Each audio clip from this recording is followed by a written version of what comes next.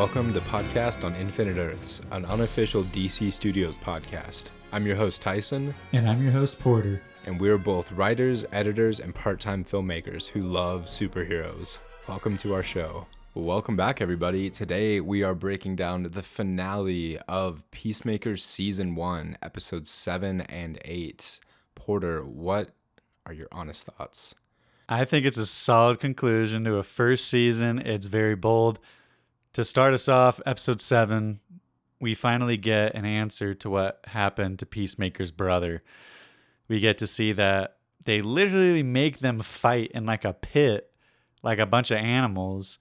And then when Peacemaker wins the fight, his dad's like all pissed and he accidentally kills his brother, and he's obviously torn up about it. And that's when he like makes his vow to like only kill someone if it means bringing peace.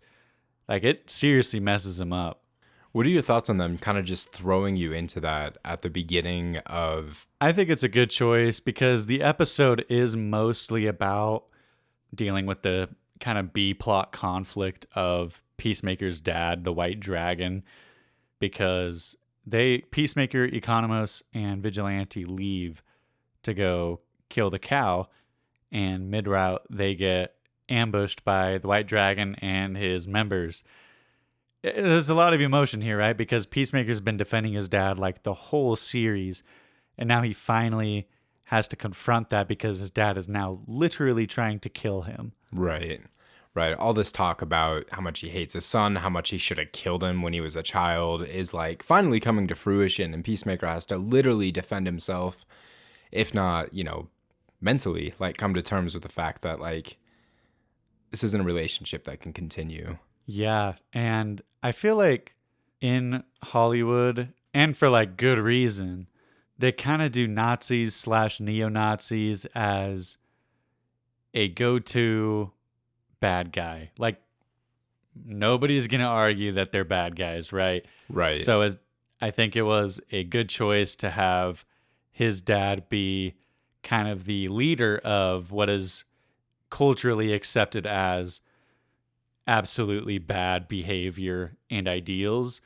That way, Peacemaker, it kind of shows just how warped Peacemaker's perception of him is. Totally right. Not only being like a terrible father, but like a terrible person in general. And everybody tells him that, but he's still trying to defend him.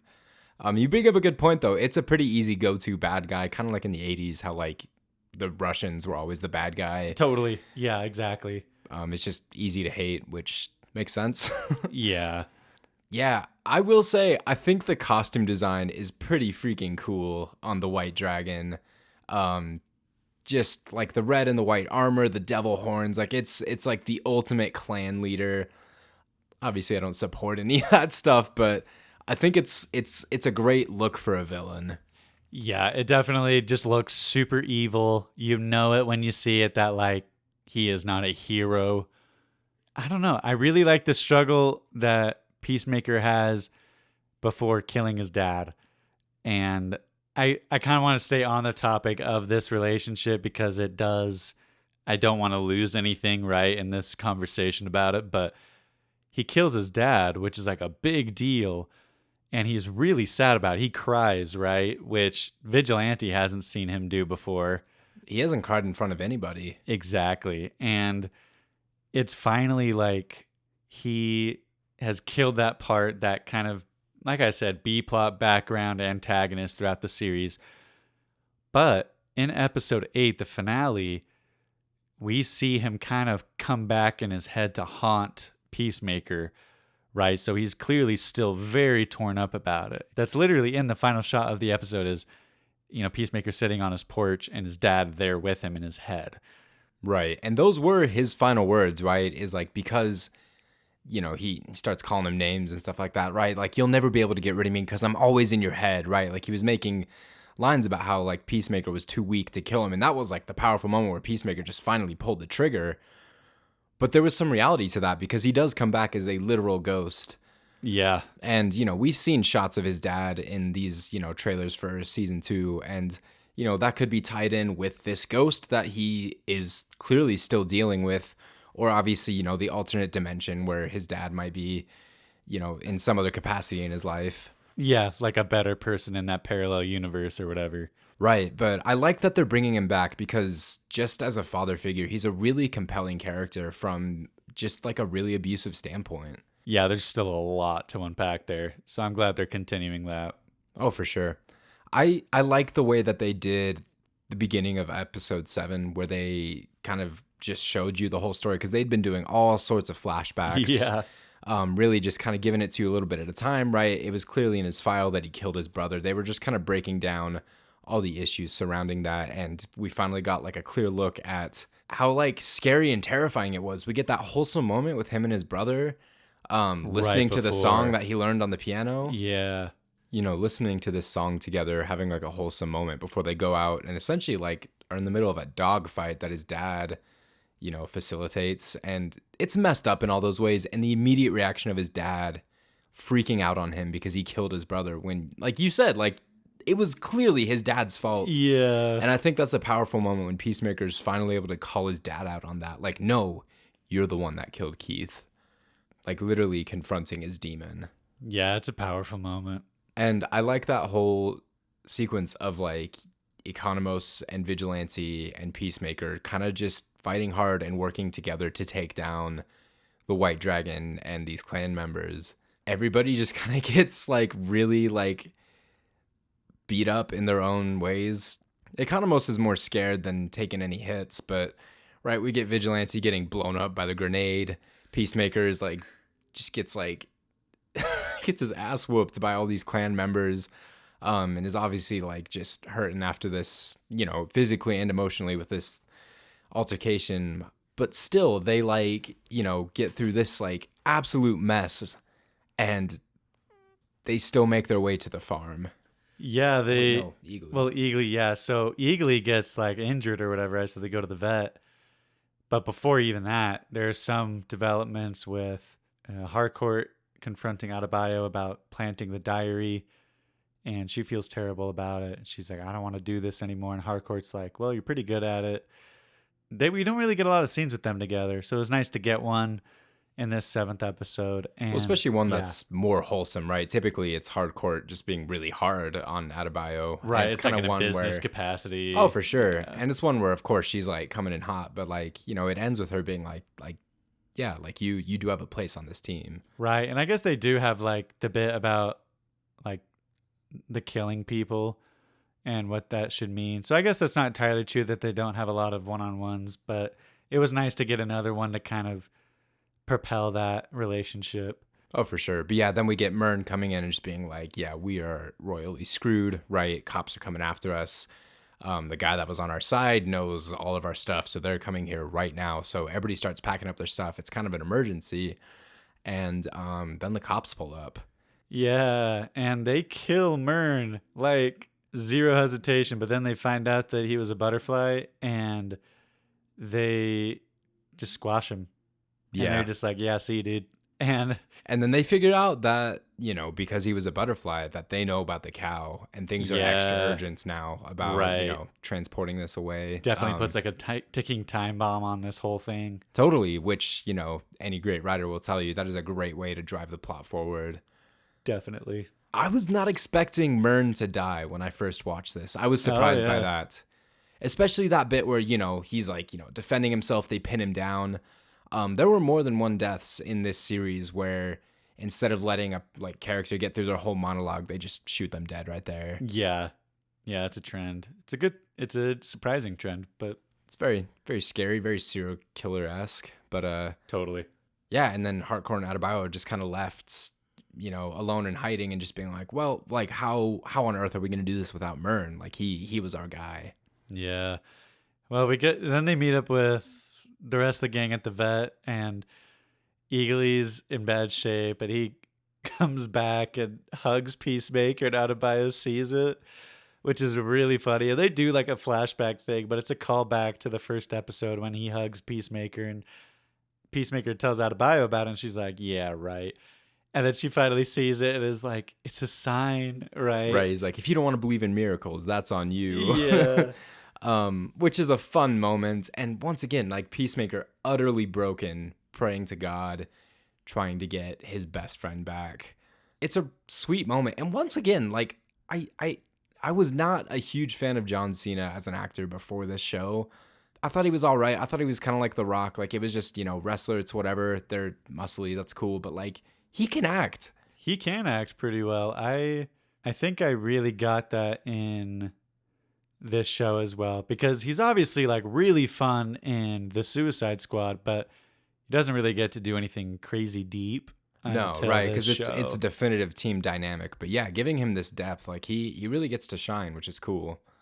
Oh my gosh. And yeah, just before they go to the vet, they have this altercation with Judo Master. And I freaking love that they like completely like fail to mention that Judo Master has been strapped to the couch for like the last 2 episodes.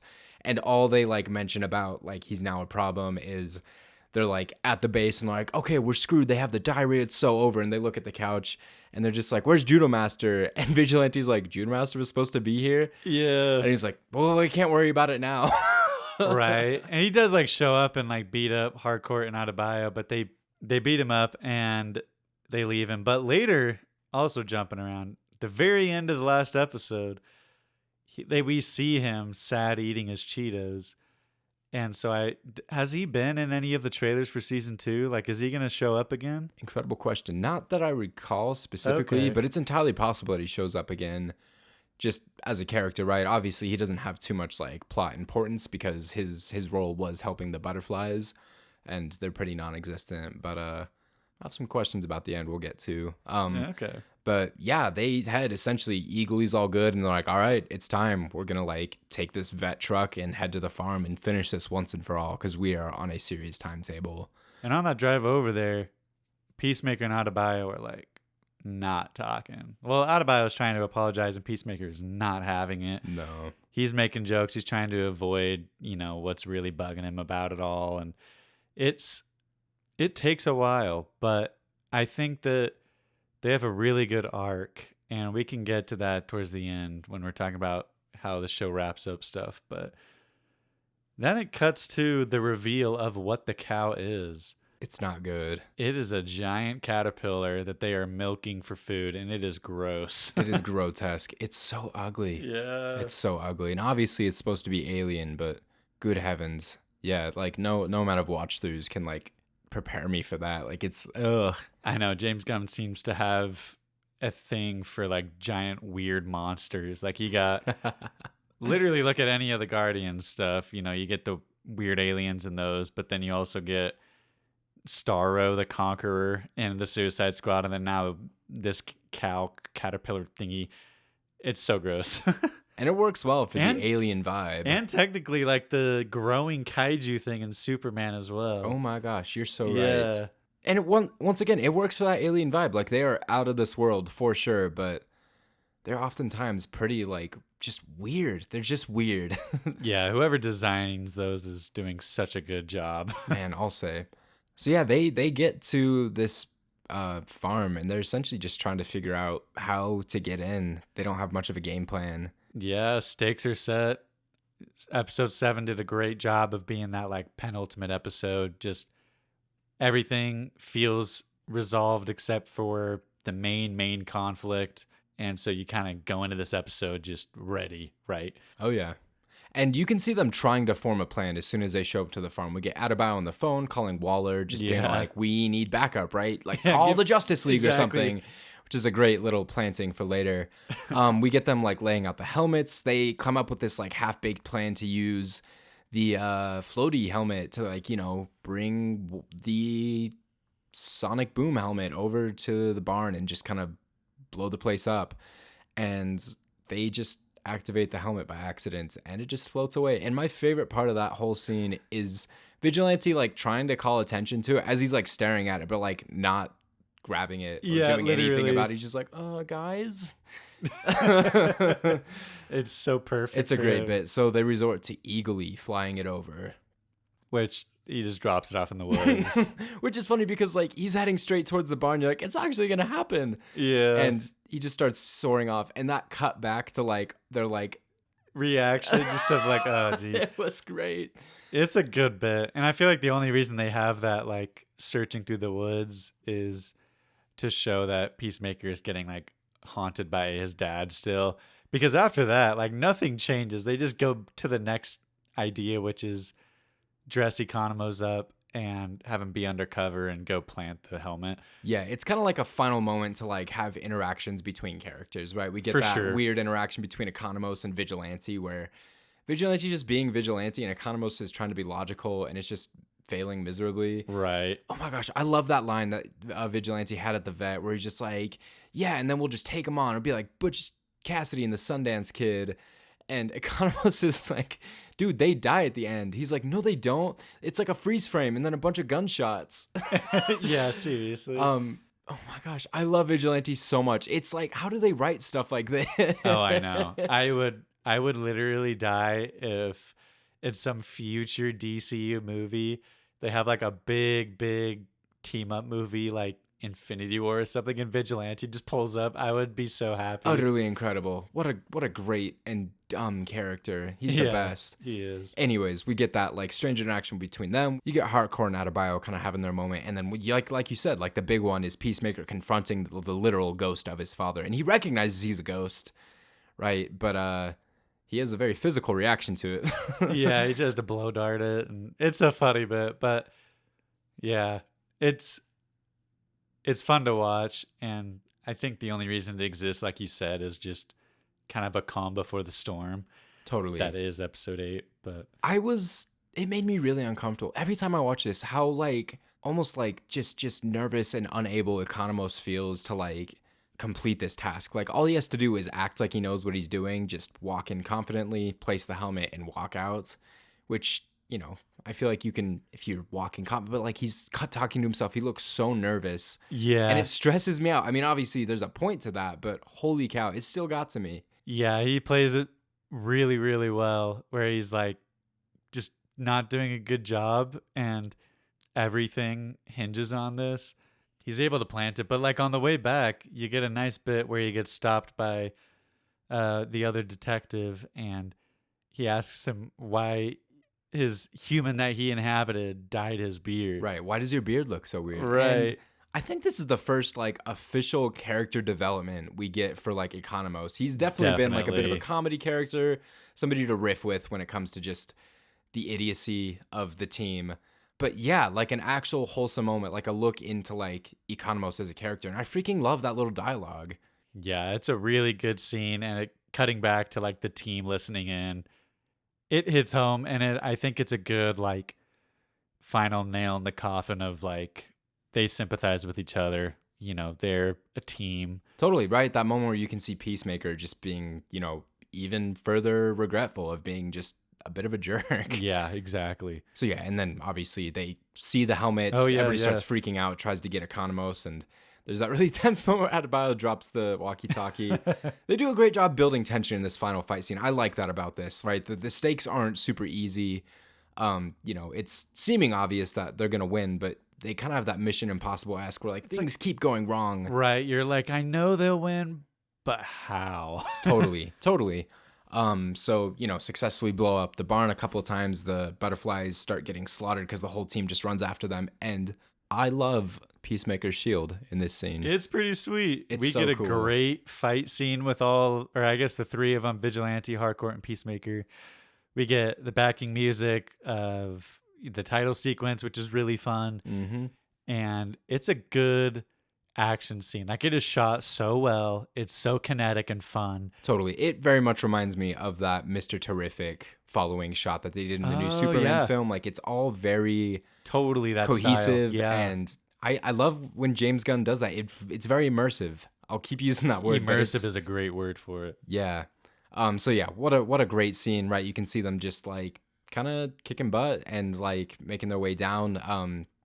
Things start getting hairy, but Peacemaker has to make his way down to stop Goff, right? Who's trying to finally teleport the cow out of there. Right. We kind of get this bit where Peacemaker's trapped and you see Adebayo trying to find him wearing the human torpedo helmet. And we see her tracker and we see her lifting Rubble and we see like Rubble being lifted off of Peacemaker. But then it's actually Detective Song who is actually the butterfly that was in Goth And I earlier. freaking love reveals like that. It Yeah. reminds me of the one that like killed me. Like it was so good. That bit in Silence of the Lambs Oh yeah, totally. where there was like, knocking on the doors. It was like all that going to answer it, and that reveal where you're just like, "Oh, they're at the wrong place," kind of thing. Yeah. I love that kind of stuff. Editing is just so tight on that, and It's it's so good. masterful. I love that. So yeah, Peacemaker, is like rescued but immediately thrown into a fight, which ends with, him pinned against a wall, but Goff doesn't want to kill him. No, she tries to tell him the plan, right? We get to see why Judo Master was helping them out in the first place. And I can see where they're coming from, right? We had kind of have that idea of, yeah, they were here because their species was dying and they just needed a place to live. And okay, so far so good. But then you get the idea of, well, then we saw that your planet was headed the same direction as us because of your decisions. So we thought we would like inhabit people to make the decisions for you so that that wouldn't happen. Right. I think that that is inherently like a good idea if you are a butterfly, right? Like that makes perfect logical sense. You're helping them out, them being like humanity. But what are your thoughts surrounding that? Because later Adebayo was like, well, then we'd have like bug overlords. But I don't know. Because they literally, it's like a huge conflict where it's like, yeah, that would make the most peace in the world. So help us out, Peacemaker, right? Totally. I think this is an arc that DC likes to approach a lot. They've done it with kind of, Brainiac as a villain, right? Right. Trying to create like a perfect utopia. I think it's an interesting concept of like, what's more important is like, perfection and harmony or freedom of will. It's a great culmination for Peacemaker because they really do drive it from that perspective of like, you know, we are taking over people. We are having to like kill people, but in the name of peace, right? And that has been Peacemaker's thing this whole time, even though we've seen him, his resolve slowly crumbling. And this is kind of like a big moment for him. And he decides against it. Yeah. And he uses Adebayo as a human torpedo to kill the cow, which is so funny. It's a crazy bit. I am curious, what do you think about like this final character arc for Peacemaker? I feel like it takes him from a character that has these rigid rules and, you know, I'm only going to make peace and I have to kill people to make peace, to someone that's like, well, peace doesn't have to involve killing necessarily. And I realize that he kills the cow and the butterflies to do this, but later he's talking to Adebayo and they make up, right? They're chill again and he's like, "You're my second best friend." And he says the reason I didn't help them was because he knew that they would kill them, like his friends. And I think that that kind of an arc is really good because earlier in the season, we have him beating himself up around, not being able to make friends because he pushes them away. He can't get close to anyone. And I think him sacrificing, hypothetically, like the saving of the world to protect his friends is like crazy change in character. Totally. He probably has the strongest arc when it comes to As he should. He's the title character. Yeah. It's a powerful moment for him, and I don't disagree with it as an arc. I think it works well for him, and it gives him a lot more humanity and relatability. He was very black and white before, and he's just a lot more human, kind of living in that perpetual gray area. For sure. But yeah, after that, we get them walking out. Harcourt's injured. She ends up being fine. But they're walking out, and the Justice League shows up. At least 4 members of it, right? We get Superman and Wonder Woman, who are kind of shrouded in shadow, and then Aquaman and the Flash, who are there. And we actually get to see them. It actually is Ezra Miller and Jason Momoa, which is a fun cameo. Totally. But they kind of have a fun little riff. But okay, here's my thing. I want your opinion on how they're going to handle this.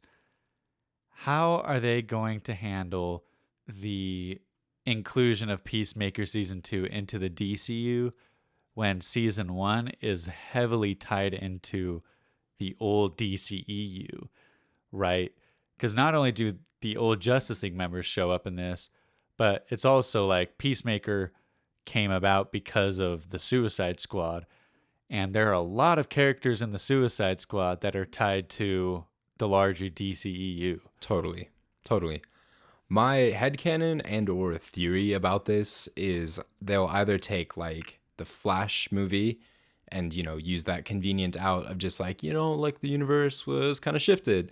And this is like a new Peacemaker that had a very similar arc, right? But it's just in this new universe. George Clooney is Batman again. Nah. I think they just had like a messy enough ending to the Flash that they can kind of reset how they need. Okay. So you think it'll be like an in-universe explanation? Could be. Or I think it will end with Peacemaker using this multiversal thing to end in a new universe, and that's where they'll continue the story from there. I could see that. Thing is in that teaser trailer, we saw him like interviewing to be in the Justice Gang. Yeah. So unless that happens like at the very end. Well, and that's the thing is they make the whole thing like it's a major plot point is this multiversal thing. So that might be a part of this like new life that he tries to have. Obviously, he is on that interviewing with Superman, and depending on where this is placed canonically, that may not be a reality, but I'm just saying it could be a possibility that they try and play that. No, you're right. I guess I could agree with that.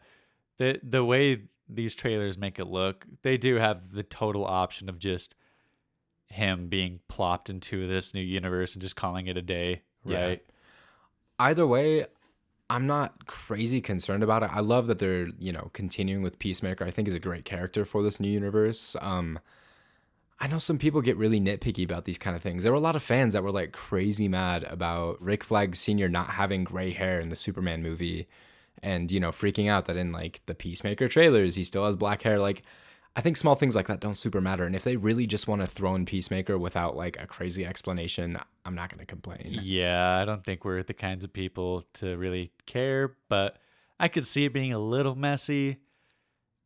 I don't know. I'm really excited to see how they pull this off, or if they do anything at all, right? Maybe they'll just be like, whatever, it's just how it is now, right? Totally. But yeah, very excited to looking into that next week. And man, I really liked the wrap up for this first season. It didn't make it clear there needed to be a second season. Right. Like, if they wanted to, they could have ended it. We're obviously happy they're not because we love the show. For sure. But yeah, you're right. It ties up everything so nicely. We get Adebayo's full arc where she gets to, have her own morality and essentially just be like, my mom's not a good person and this is the truth about what she's been doing. Yeah, she outs her. Like, she tells the public about the Suicide Squad and Argus and what they're doing. So yeah, it's huge. Totally. We get this really tender moment between Harcourt and Peacemaker, which I wasn't sure was going to be a thing. Obviously, there was some romantic tension, but I don't know if they were just building that up because he's just a douche and she kind of hates him, right? So it's not like a real thing. They have had tender moments before this, but like, holding hands, like they could possibly be romantically interested in the future. Right. Yeah, we'll see what happens in season 2. And then obviously we get Peacemaker and Vigilante having their classic blowing stuff up back to normal. Yeah, they're back to life as they knew it. And it's kind of awesome. And even Economos working at Belle Reve prison gets the framed photo of the gang and seems to be happy where he's at. I love that part. Yeah. And it's also interesting that the butterfly that was in Goff and Detective Song hangs out with Peacemaker. Like, it's just like, whatever, dude. Like, yeah. I wonder if I hope it comes back in season 2. We get to see more of it. Even if it's a small thing. Well, and you brought it up before, but what a great ending shot of like Peacemaker just sitting on his porch, having a moment.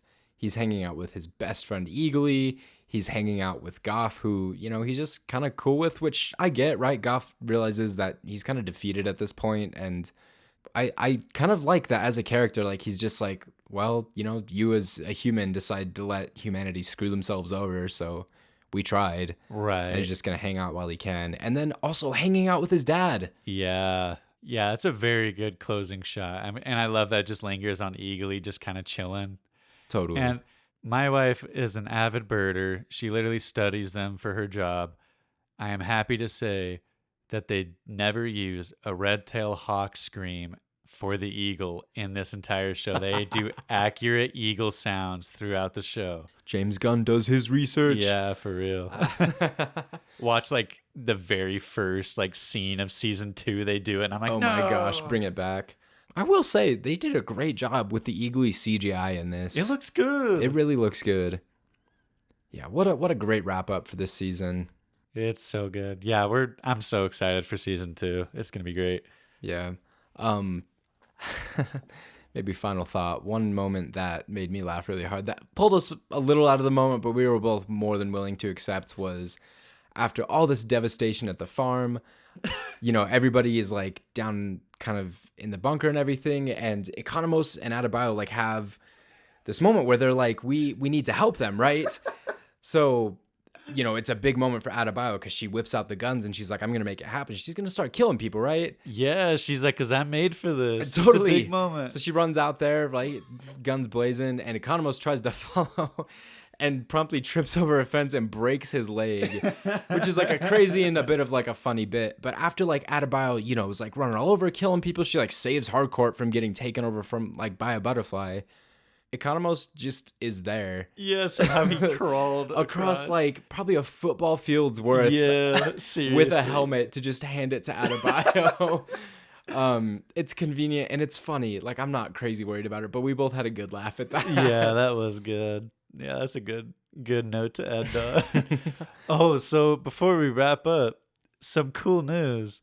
The official The Green Lanterns on Instagram announced that filming has wrapped on the Lantern series. Yo. And it's going to come out in early 2026, which is great news because I think it's smart for them to kind of keep this fun DC ball rolling. And if you think about it, around that time or just before that, Superman will probably be available to like rent or buy, and that'll just kind of get people back and like, oh my gosh, Green Lantern was such a funny character. Oh, there's a Green Lantern show. Let's watch that, right? Totally. They actually also announced new roles.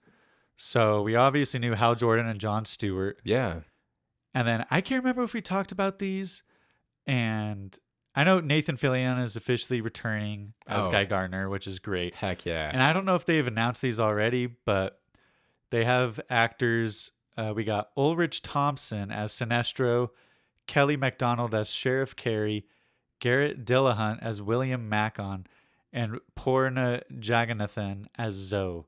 Wow. So a lot of characters. I didn't know Sinestro was going to be in this. That's crazy exciting. He's a fantastic villain. Oh, he's like the Green Lantern villain, right? Like he's probably the only one I can name. Like if I saw one, I'd be like, oh yeah, that's a Green Lantern villain. But like he's the only one I know the name of. You know what I mean? Sure. Quintessential. That's not true. I know I don't know her name, but there's like the purple Green Lantern lady. I can't remember. The purple Lantern lady. It's like Thanos or something like that. No.